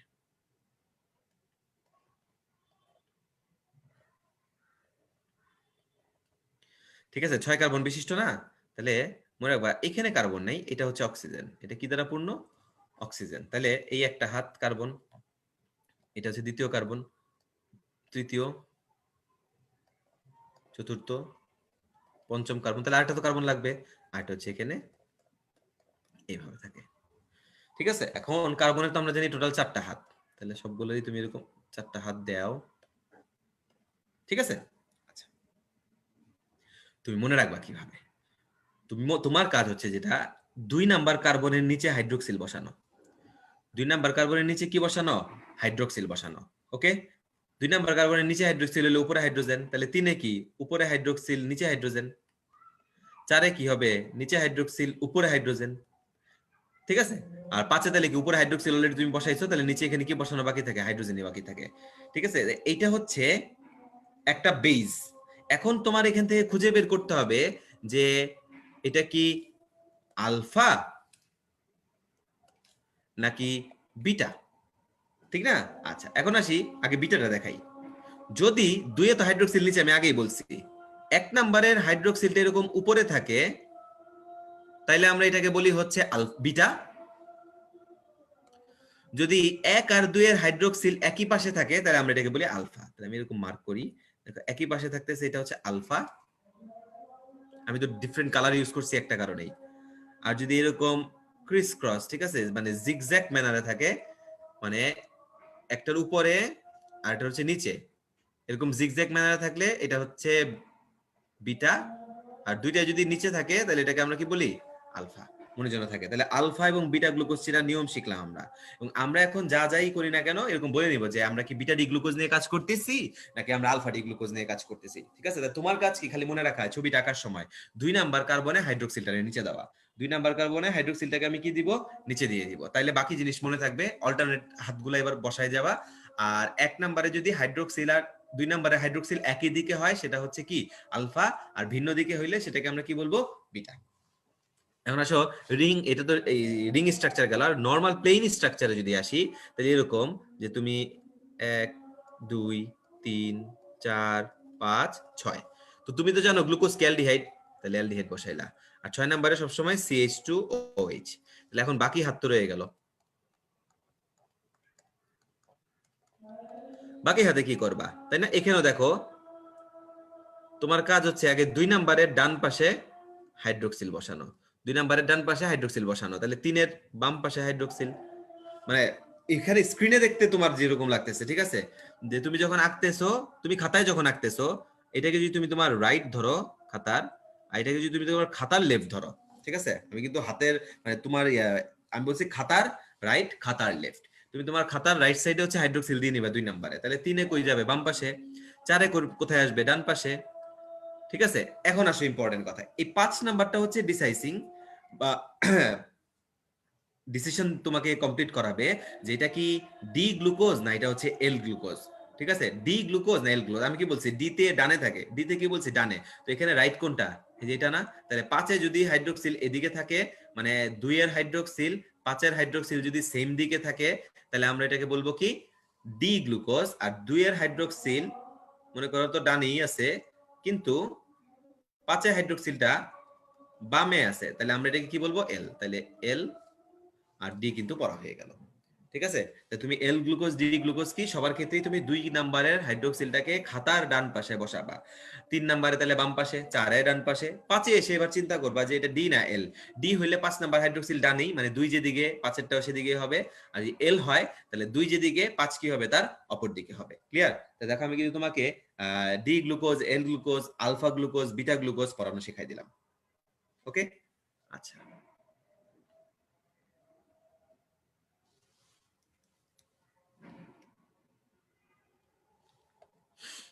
এই যে এখানে আসছে ফ্রুক্টোজ, ফ্রুক্টোজের গঠন তাহলে আমরা এবার যদি একটু দেখি, ফ্রুক্টোজও তোমার সরব আই মিন 6 কার্বন, কিন্তু কিন্তু ষড়ভুজাকার গঠন হচ্ছে পঞ্চভুজাকার গঠন। এই মনে করো পঞ্চভুজ, এখানে সুবিধা আছে, তুমি যে দিক থেকে কাউন্ট করো না কেন সমস্যা নাই। ঠিক আছে, 1 2 3 4 এ কোনো সমস্যা নাই। তো আমরা আলফা বিটা যদি দেখি, মনে করো এই একটা কার্বন, দুইটা কার্বন, তিনটা কার্বন, চারটা কার্বন, তাহলে কি এখানে একটা CH2OH বসাই দাও, এখানেও একটা CH2OH বসাই দাও। ঠিক আছে, আচ্ছা। এখন বরাবরের মতোই কাহিনী তোমার সেম, যে তুমি বিটা আলফা কেমনে চিনবা। ঠিক আছে, বিটা এবং আলফা তুমি কিভাবে চিনবা?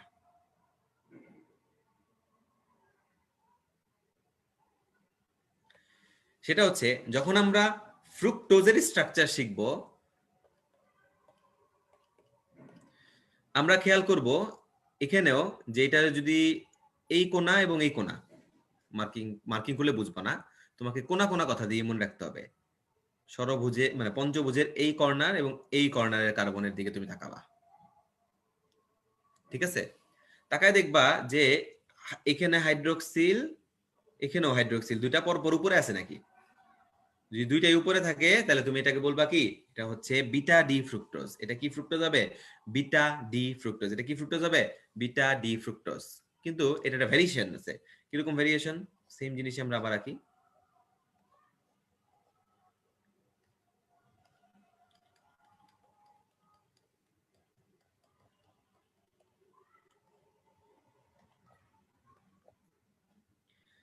কিন্তু এখানে তাকায় দেখো এখানে কি হইছে, এখানে হচ্ছে দুটা অপোজিট ডাইরেকশনে আছে, তাহলে এটা হচ্ছে আলফা ডি ফ্রুক্টোজ, আর এটা হচ্ছে বিটা ডি ফ্রুক্টোজ। তাহলে এখানেও কিন্তু সেম কথা, আমি যদি এটাকে 1 নাম্বার কার্বন ধরি, এটাকে 2 নাম্বার কার্বন ধরি, এটাকে 3 নাম্বার কার্বন ধরি, তাহলে তোমার কাজ হচ্ছে 2 আর 3 নাম্বারের কার্বনের দিকে তাকানো।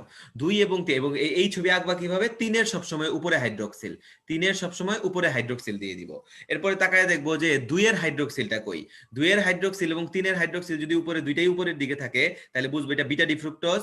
কিন্তু 3 এর হাইড্রোক্সিল উপরে, কিন্তু 2 এর হাইড্রোক্সিলটা যদি নিচের দিকে থাকে তাহলে বুঝবো সেটা কি আলফা ডি ফ্রুক্টোজ। ঠিক আছে, তাহলে আমরা কিন্তু আলফা এবং বিটা ডি ফ্রুক্টোজ আকার নিয়ম শিখে নিলাম। এখন এখানে পার্থক্য আছে যা আমি অলরেডি তোমাকে এতক্ষণ যা যা বলছি কথার মধ্যে চলে গেছে। এটা খুব কঠিন না, রিডিং করলে পারা যায়। যেমন এটা হচ্ছে একটা অ্যালডোজ, এটা কিটোজ, এটা আরেকটা গ্রেপ সুগার বা আঙুরের শর্করা, এটা ফ্রুট সুগার বা ফলের চিনি। সালোক সংশ্লেষণে গ্লুকোজ ব্যবহার আমরা জানি। আর ফ্রুক্টোজ কখনো সরাসরি উৎপন্ন হয় না সালোক সংশ্লেষণে, বিভিন্ন প্রসেসের মাধ্যমে তারপরে শ্বসনের প্রাথমিক পদার্থ গ্লুকোজ, কারণ গ্লুকোজ থেকে গ্লুকোজটাই শ্বসনে ভাঙে। আর শ্বসনে গ্লুকোজ হতেই কি উৎপন্ন হয়? ফ্রুক্টোজ উৎপন্ন হয়। মনে করে দেখো গ্লাইকোলাইসিস প্রক্রিয়ায় গ্লুকোজ ভেঙে মানে গ্লুকোজ প্রথমে কি ফ্রুক্টোজ এক, গ্লুকোজ থেকে কি হয় গ্লুকোজ 6 ফসফেট, যেটা আবার ফ্রুক্টোজ 6 ফসফেট, তারপর ফ্রুক্টোজ 1 6 20 ফসফেট, এরকম ছিল না? তাহলে গ্লুকোজ থেকে ফ্রুক্টোজ উৎপন্ন হয় হচ্ছে শ্বসন প্রক্রিয়ায়। আর গ্লুকোজেরটা কি বললাম আমরা? রিং স্ট্রাকচারের নাম যেটা ষড়ভুজাকার, নাম হচ্ছে পাইরানোজ। ফ্রুক্টোজের ফ, স্ট্রাকচারের নাম ফিউরানোজের ফ, মনে রাখবা। ওকে, আচ্ছা। এখন এখানে দেখো একটা জিনিস দিচ্ছে আপেক্ষিক মিশ্রতা। কি দিচ্ছে? আপেক্ষিক মিশ্রতা। কিভাবে পড়তে হবে এটা আমি তোমাকে একটু পরে দেখাই দিচ্ছি। তুমি এই জিনিসটা মনে রাখবা। ডাইস্যাকারাইড আমরা যে আসছি, ডাইস্যাকারাইড কোনগুলা এটা মনে রাখার টেকনিক একটু পরে দেখাই দিচ্ছি। তো সুক্রোজ ভাঙলে কি পাওয়া যায়? Glucose fructose. ম্যালটোজ ভাঙলে দুইটা গ্লুকোজ, ল্যাকটোজ ভাঙলে গ্লুকোজ গ্যালাক্টোজ, এগুলো কিন্তু পরীক্ষায় আসে। এবং এরা পরস্পর কোন বন্ধনী দ্বারা যুক্ত থাকে? গ্লাইকোসাইডিক, যে আমি তোমাকে শুরুতে দেখাইছিলাম এগুলা। ঠিক আছে, তাহলে এই গঠনটাই আমরা হচ্ছে এখন শিখবো। এই হচ্ছে আপেক্ষিক মিষ্টতার আগে দেখাইনি। এই দেখো আমরা কি দিয়ে মনে রাখছি, মোনা ও সাকিব ফ্রুট শুকায় গামলায়। মানে মিষ্টিটা কোনটা কত বেশি মিষ্টি, মানে আমরা বেশি থেকে কমের দিকে গেছি। দেখো মোনেলেলিন সবচেয়ে বেশি 2000, সাকিব মানে স্যাকারিন 500, ফ্রুট মানে ফ্রুক্টোজ 173, শুকায় সুক্রোজ 100, গাতে কি গ্লুকোজ আর গ্যালাক্টোজ 74, মতে মল্টোজ 32, লাতে ল্যাকটোজ 16। তার মানে 1 চামচ চিনি যদি 100 হয়, তাহলে 1 চামচ স্যাকারিন সমান সমান কয় চামচ চিনি? 5 চামচ চিনি। এই কারণে ব্যবসায়ীরা যখন বাইরে কোনো জিনিস প্রোডাক্ট তৈরি করে, তারা চিনির পরিবর্তে স্যাকারিন দেয়। কেন? কারণ 1 চামচ স্যাকারিন দিলেই 5 চামচ চিনির মিষ্টি পাওয়া যাইতেছে, আবার চিনির দাম বেশি, স্যাকারিনের দাম কম। এই কথাবার্তাগুলো চিন্তা করেই হচ্ছে আসলে কি ব্যবসায়ীরা হচ্ছে স্যাকারিন ইউজ করে। আসলে স্বাস্থ্যের জন্য কিন্তু কোনোটাই ভালো না। আচ্ছা, তো এই গেল হচ্ছে আপেক্ষিক মিষ্টতার কথা। তারপরে এই দেখো হচ্ছে disaccharide, I mean total di tri tetra. তোমার মনে রাখা টেকনিক মনে রাখবা, এই যে নিচে যেটা আছে না, এটা হচ্ছে ডাইস্যাকারাইড।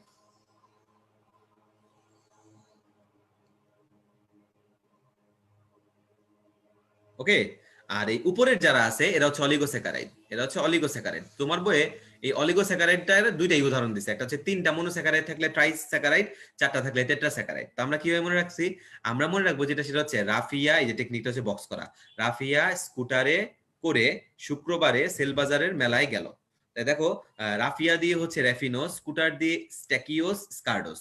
তাহলে র্যাফিনোস হচ্ছে 3 মানে ট্রাইস্যাকারাইড, স্কার্ডোস হচ্ছে 4 মানে স্ট্যাকিওস, স্কার্ডোস, এগুলো হচ্ছে টেট্রাস্যাকারাইড। আর বাকি ডাইস্যাকারাইড কি কি আছে? শুক্রবার মানে সুক্রোজ, সেলবাজার মানে সেলুবায়োজ, মেলা মানে মল্টোজ, গ্যালোর ল দিয়ে ল্যাকটোজ। ঠিক আছে, এখন আসি যে আমার সুক্রোজের গঠন আমি তোমাদের পড়াবো বলছি, তাই না? তাহলে আমরা একটু সুক্রোজের গঠন শিখি। আমরা তো মাত্র খুব সুন্দর গ্লুকোজের ছবি আঁকা শিখছি।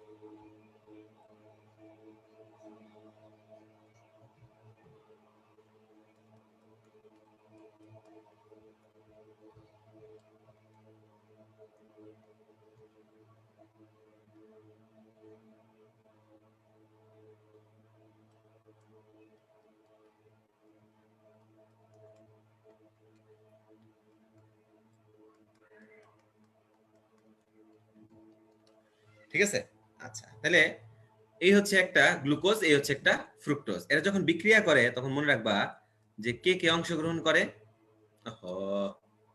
আমি তো একটা জিনিস উল্টা আঁকছি।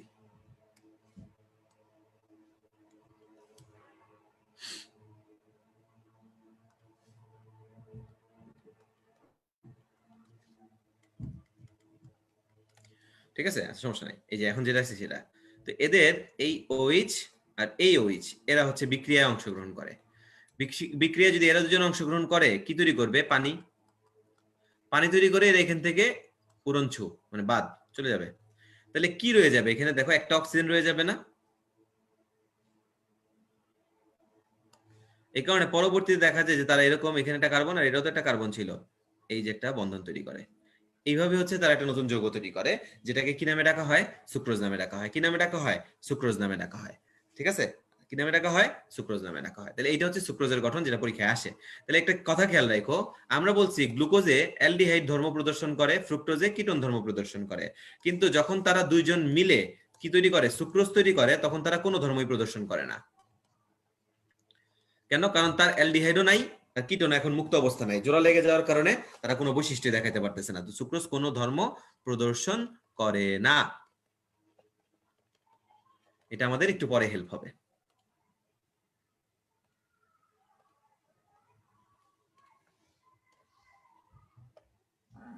ঠিক আছে, আচ্ছা। এই যে এখানে এই কথাগুলো লেখা আছে, এই যে দেখো টেট্রাস্যাকারাইড, ট্রাইস্যাকারাইড, অলিগোস্যাকারাইড, ম্যালটোজ, এই যে গ্লুকোজের যে ছবি, ফ্রুক্টোজ হচ্ছে তার, সেলুলোজ হচ্ছে তার উল্টা ছবি দেওয়া। এই যে পলিস্যাকারাইড চলে আসছে। হ্যাঁ, আমি বলছিলাম যে পলিস্যাকারাইড আসলে আমি তোমাদের একটু জিনিস পড়াবো। পলিস্যাকারাইডের নামগুলো মনে রাখবা, ঠিক আছে? পলিস্যাকারাইডের নাম মনে রাখার জন্য আমরা লিখি স্টার গায়িকার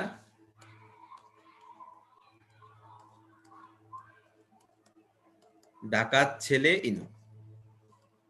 স্টার মানে হচ্ছে স্টার্চ, গায়িকা মানে হচ্ছে গ্লাইকোজেন, ডাকাত মানে হচ্ছে ডেক্সট্রিন, ছেলে মানে হচ্ছে সেলুলোজ, আর ইনু ফর ইনুলিন, নট ইনসুলিন।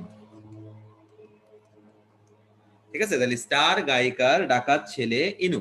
তাহলে starch, glycogen, dextrin, cellulose, inulin, এরা সবাই হচ্ছে পলিস্যাকারাইড। ওকে, আচ্ছা, এখন পলিস্যাকারাইড মানে কি? এই যে তুমি হয় গ্লুকোজ আঁকবা নাই ফ্রুক্টোজ আঁকবা, আসলে সবাই গ্লুকোজেরই পলিমার। খালি মনে রাখবা যে স্টার্চ হচ্ছে আলফা গ্লুকোজের পলিমার। তাহলে তুমি কি আলফা গ্লুকোজ তো চিনোই, এই যে হাইড্রোক্সিল দুইটার নিচে, তা আলফা গ্লুকোজের পলিমার আঁকবা।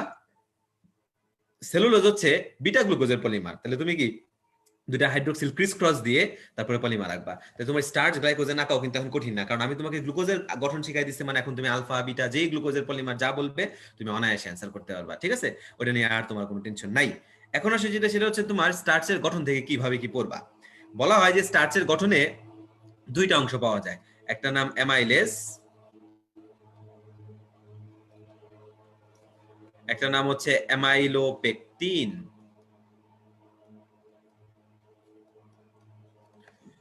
কথাটা খেয়াল করো, মনে রাখবা যেটাকে লিখতে বেশি জায়গা লাগবে সে সংখ্যায় বেশি। তাহলে অ্যামাইলোপেকটিনকে লিখতে বেশি জায়গা লাগে না? যেমন তোমাকে পরীক্ষায় প্রশ্ন করবে যে এদের মধ্যে এই হচ্ছে পার্সেন্টেজ, যে 22 78, তুমি এখন অনায়াসে বলতে পারবা কার জন্য 22 অ্যামাইলেজ, কার জন্য 78 অ্যামাইলোপেকটিন। আচ্ছা, দুই রকমের বন্ধন দেখা যায়, একটা হচ্ছে আলফা 14 নাম, আর একটা নাম হচ্ছে আলফা 16। তাহলে 14 কার মধ্যে দেখবা? অ্যামাইলোজ। 14 কার মধ্যে দেখবা? অ্যামাইলোজ। আর অ্যামাইলোপেকটিনে 16 না, অ্যামাইলোপেকটিনে দুইটাই পাবা। অ্যামাইলোপেকটিন আমরা কি পাবো? 14ও পাবো, আবার 16ও পাবো। যার কারণে অ্যামাইলোপেকটিনটা কেমন হবে? শাখান্বিত হবে। অ্যামাইলোপেকটিনটা কেমন হবে? শাখান্বিত হবে। কিন্তু সরল হবে কি? সরল শিকল কি হবে? অ্যামাইলোজ। ঠিক আছে? আচ্ছা, আরেকটা হচ্ছে তোমার যেটা মনে রাখবা সেটা হচ্ছে, এটা হচ্ছে 200 থেকে 1000টা অণু নিয়ে গঠিত হচ্ছে অ্যামাইলোজ, আর 2000 থেকে 2 লাখ অণু নিয়ে গঠিত হচ্ছে অ্যামাইলোপেকটিন। তাহলে খেয়াল করছো যেই দিকে যেদিকে সংখ্যা বেশি সবকিছুতেই সেটা কার? অ্যামাইলোপেকটিন। এই কলামটা হচ্ছে অ্যামাইলোপেকটিনের জন্য প্রযোজ্য, আর এই কলামটা হচ্ছে অ্যামাইলোজের জন্য প্রযোজ্য।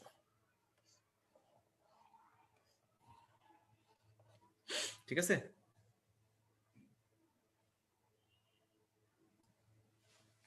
এটা আমি ছবিটা সেভ করে রাখি।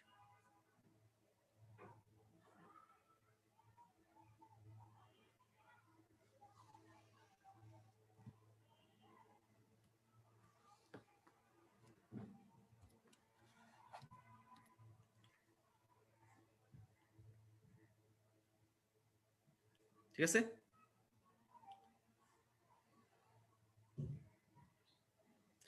আচ্ছা, স্টার্চের ধর্ম তোমাকে তো আমি অলরেডি লেখাই দিছি, অতটুকু মনে রাখবা। কে কই দ্রবণীয় কি না পড়াইছি না? আচ্ছা, তুমি খালি একটা জিনিস পড়বা, বা যেটা সেটা আমি যে এখন লেখাই দিই, সেটা মনে রাখবা। সেটা হচ্ছে কি, যে কার আয়োডিনের সাথে কি বর্ণ। ঠিক আছে? আয়োডিনের সাথে কি বর্ণ। তো আমি যদি এখন এক জায়গায় লেখাই দিই যে সবার আয়োডিনের সাথে কে কি বর্ণ দেয়, তাহলে মনে রাখবা এখানে আছে কি পলিস্যাকারাইড তিনটা আমার বইয়ে পড়ার জন্য। একটা হচ্ছে স্টার্চ, একটা হচ্ছে সেলুলোজ, আর এটা হচ্ছে গ্লাইকোজেন। তো আয়োডিনের সাথে বিক্রিয়ায় দেখা গেছে যেটা গ্লাইকোজেন হচ্ছে লাল বা বেগুনি বর্ণ দেয়। ঠিক আছে? সেলুলোজের কোনো ক্ষমতা নাই, সেলুলোজ কোনো কিছু দেয়ই না। স্টার্চ মনে রাখবা আয়োডিনের সাথে কি বর্ণ দেয়? নীল বর্ণ দেয়। স্টার্চ কি বর্ণ দেয়? নীল বর্ণ দেয়। এই যে, কিন্তু অ্যামাইলোজ অ্যামাইলোপেকটিন দুইজন কিন্তু আয়োডিনের সাথে আবার আলাদা আলাদা কালার দেয়। ঠিক আছে? অ্যামাইলোজ অ্যামাইলোপেকটিন দুইজন কিন্তু আলাদা আলাদা কালার দেয়। কেমন? এই দেখো, অ্যামাইলোপেকটিনের সাথে বিক্রিয়া আয়োডিন হচ্ছে লাল বা পার্পল দেয়, আর অ্যামাইলোজের সাথে যখন করে তখন কালো বর্ণ বা কালো নীলের কথা বলা আছে। ঠিক আছে? আচ্ছা, তাহলে এই গেল হচ্ছে আমাদের মোটামুটি পলিস্যাকারাইডের ইম্পর্টেন্ট জিনিস তোমার আমি পড়াই ফেলছি। ঠিক আছে, যে আসলে যে ব্যবহার, যদি তুমি স্টার্চের ব্যবহার শিখতে চাও, স্টার্চের ব্যবহারের জন্য আমরা ক খ গ মনে রাখি। কি মনে রাখি স্টার্চের ব্যবহারের জন্য? ক খ গ। ঠিক আছে। আচ্ছা, ক দিয়ে কি মনে রাখবা? কাগজ শিল্পে। ক দিয়ে কি? কাগজ শিল্পে, এই যে কাগজ শিল্পে। ঠিক আছে। আচ্ছা, খ দিয়ে কি? খাদ্য হিসেবে। গ দিয়ে কি? গ্লুকোজ ও অ্যালকোহল তৈরিতে, এই যে গ্লুকোজ অ্যালকোহল তৈরিতে। ঠিক আছে। আবার গ দিয়ে কি? গ্লু, দেখবা আঠা তৈরির কথা বলা আছে তোমার এখানে। এই যে আঠা প্রস্তুতি বলছে না, তাহলে আঠাকে কি আমরা গ্লু লিখতে পারি না? গ্লু। তাহলে গ্লু তৈরিতে। আর একটু কষ্ট করে মনে রেখো, টাইট্রেশনের নির্দেশক হিসেবে। কি হিসেবে? টাইট্রেশনের নির্দেশক হিসেবে। বাস হইলই তো। সেলুলোজ কি বলে দিছি? বিটা গ্লুকোজের। আচ্ছা, এই যে এই জিনিসটা পার্সেন্টেজটা আমি একটু পরে টেকনিক দিয়ে দিব তোমাকে, কিভাবে পড়বা কি না। এখন সেলুলোজের ব্যবহার আমরা কি দিয়ে মনে রাখবো? সেলুলোজের ব্যবহার আমরা মনে রাখবো হচ্ছে কফিন দিয়ে। কি দিয়ে মনে রাখবো? কফিন। সেলুলোজের ব্যবহার আমরা মনে রাখবো হচ্ছে কফিন দিয়ে। স্টার্চের ব্যবহার হচ্ছে ক খ গ, সেলুলোজের ব্যবহার কি? কফিন। দেখো, ক দিয়ে হচ্ছে কাগজ ও বস্ত্র শিল্প।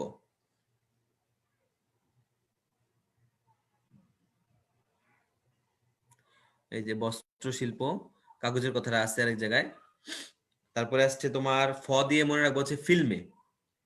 ঠিক আছে, ফিল্ম, ফটোগ্রাফিক ফিল্ম। ফিল্মের সাথে ফি দিয়ে ফিল্টার। ওকে।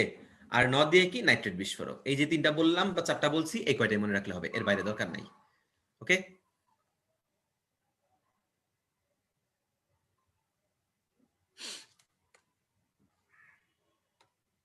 এই যে দিয়ে দিচ্ছি সুন্দর মতো, যে তুমি কিভাবে পড়বা, যে কোনটার পার্সেন্টেজ কত। যে তুলা 94, লিনেন 90। ঠিক আছে। তারপর কাঠ 60, মাটি 40 থেকে 70, তৃণলতা হচ্ছে 30 থেকে 40। আমরা এটা অনায়াসে মনে রাখতে পারবো। তো দেখো, এই হচ্ছে আমরা আজকে কার্বোহাইড্রেট পড়লাম। মোটামুটি আমি তোমাকে চেষ্টা করছি যে কার্বোহাইড্রেটের যে জায়গাগুলো ইম্পর্টেন্ট আর যে জায়গাগুলো থেকে এমসিকিউ আসে, থিওরির প্রশ্ন কোনটা কিভাবে লিখবা আমি কিন্তু তোমাকে শুরুতে পয়েন্ট করে বলে দিছি। তারপরে ক্লাসিফিকেশনটাও পড়াইলাম, উদাহরণ পড়াইছি। ঠিক আছে। লাস্ট একটা জিনিস বাদ পড়ছে, সেটা আমি এখন তোমাকে বলবো, তারপর আমরা ক্লাসটা শেষ করব। সেটা হচ্ছে বিজারণ ক্ষমতার ভিত্তিতে আমরা বলছিলাম না দুই প্রকার, সুগার নন সুগার। ওটা তো পড়া হয় না, মনে রাখবা। যারা রিডিউসিং বা বিচারক, তারা দুইটা বিক্রিয়া দিবে। একটা নাম হচ্ছে ফেলিং দ্রবণ বিক্রিয়া, আর একটা হচ্ছে টলেন বিকারক বিক্রিয়া।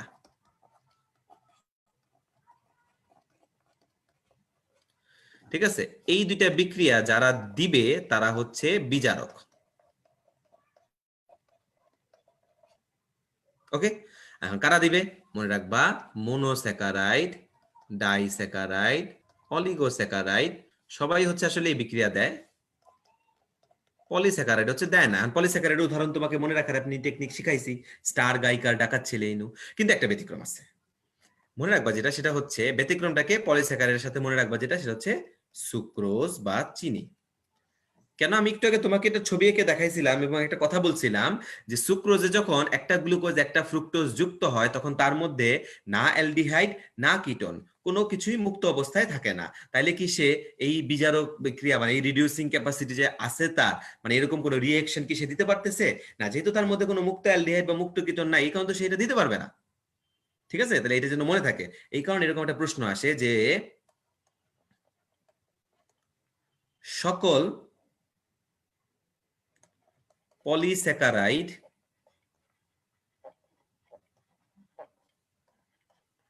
ডি অবিজারক শর্করা,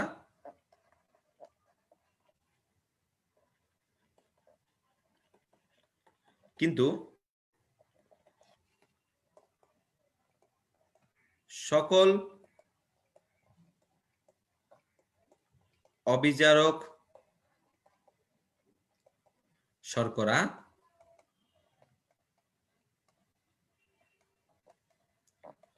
পলিস্যাকারাইড নয়। ব্যাখ্যা করো।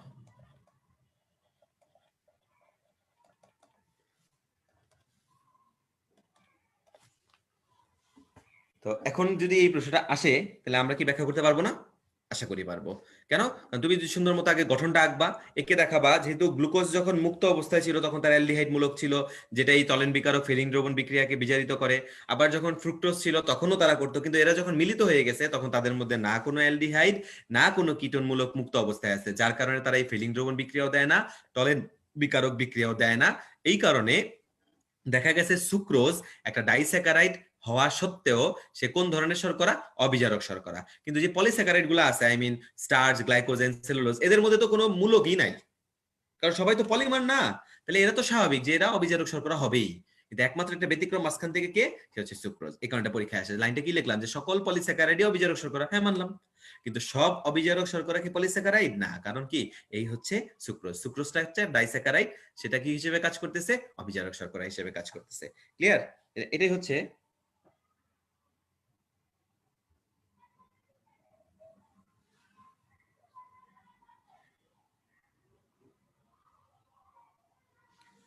আচ্ছা, পেকটিন নিয়ে তুমি জানতে চাচ্ছ?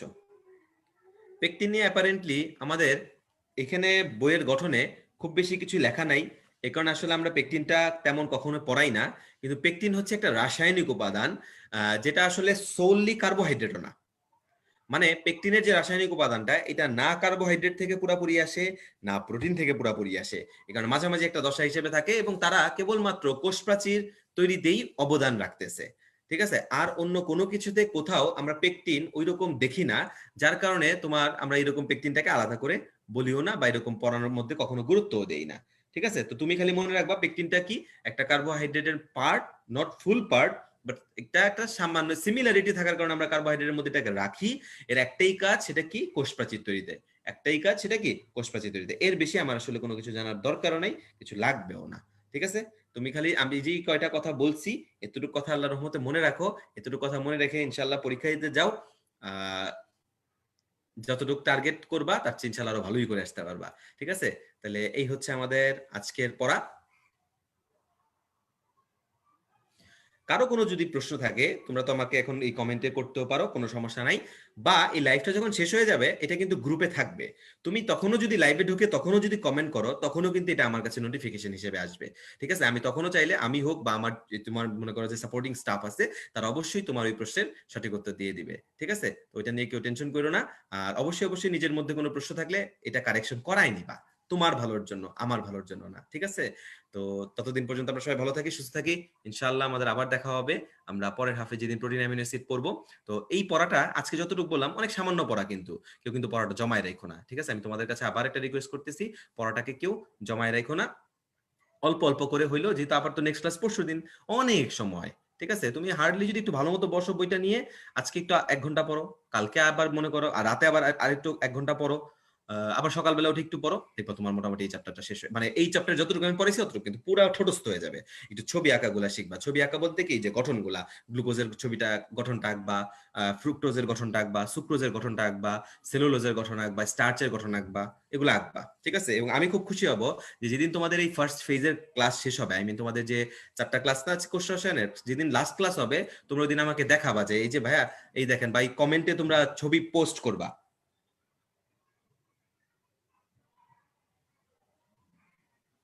যে কি পোস্ট করব? যে এই যে আমরা এই যে সব গঠনগুলো শিখছি সেটা। আচ্ছা ভাই, আমি কিন্তু বলছি, তুমি কথাটা খেয়াল করছো কিনা আমি জানি না।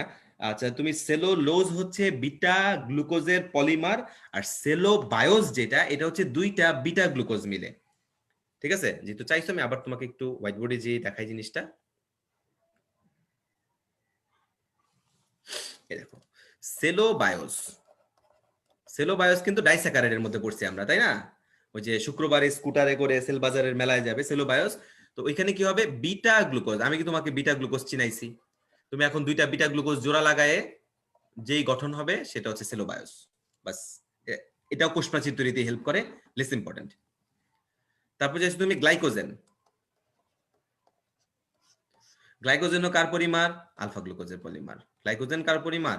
Alpha glucose. তাহলে তুমি আলফা গ্লুকোজের ছবি বলো, আর আই মিন গ্লাইকোজেনের ছবি বলো, স্টার্চের ছবি বলো, সেম হবে। খালি এদের মধ্যে বিটা গ্লুকোজের পলিমার বললে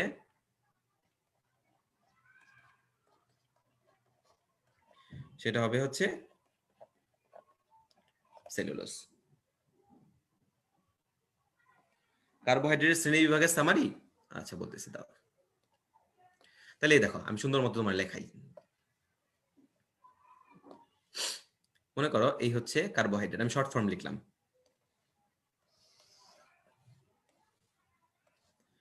এটা হচ্ছে স্বাদের ভিত্তি, এটা হচ্ছে গঠন, এটা হচ্ছে বিজারণ ক্ষমতা। স্বাদের ভিত্তিতে তোমাদের পড়াইছি না ভাইয়া? একটা হচ্ছে সুগার, আর এটা হচ্ছে নন সুগার। গঠনের ভিত্তিতে আমরা পড়ছি না চারটা, মনোস্যাকারাইড, ডাইস্যাকারাইড, অলিগোস্যাকারাইড, পলিস্যাকারাইড। আর বিজারণের মধ্যে আমরা পড়ছি কি রিডিউসিং এবং নন রিডিউসিং। ওকে। আর আরেকটা যেটা জিনিস সেটা হচ্ছে কি যে আমি যে ক্লাসটা নিছি না, এই ক্লাসটার পিডিএফ ভার্সনও তোমাদের গ্রুপে আপলোড দিয়ে দেওয়া হবে। এই যে স্লাইড গুলো আমি তোমাদের দেখাইছি, তোমরা ওই স্লাইড গুলো নিতে পারবা। ঠিক আছে? আর আমি যেগুলো তোমাদের এখানে একে একে পড়াইছি এটা আমি তোমাকে আপলোড দিয়ে দিব আজকে। এখন যদি না পারি আমি তোমাকে কালকের মধ্যে আপলোড দিয়ে দিব। ঠিক আছে? টেনশন নিও না।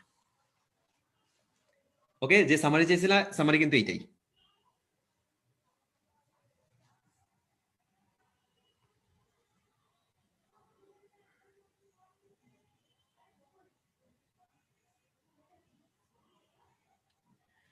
ওকে, তাহলে সবাই ভালো থেকো, সুস্থ থেকো, ইনশাআল্লাহ দেখা হবে। আসসালামু আলাইকুম।